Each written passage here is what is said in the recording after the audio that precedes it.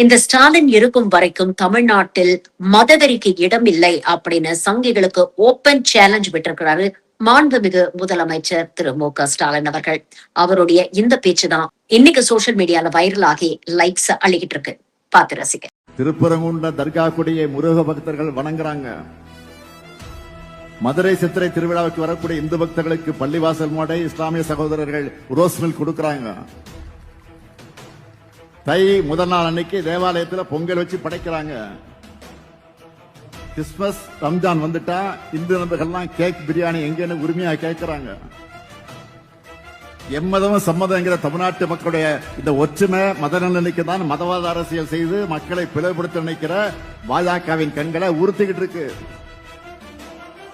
அவங்க எத்தனை அடிமைகளை சேர்த்துக்கிட்டு அண்டர்பல்ட் அடிச்சாலும் சரி, ஒற்றுமையா வாழக்கூடிய தமிழ்நாட்டு மக்களிடம் மதவெறியை தூண்ட முடியாது.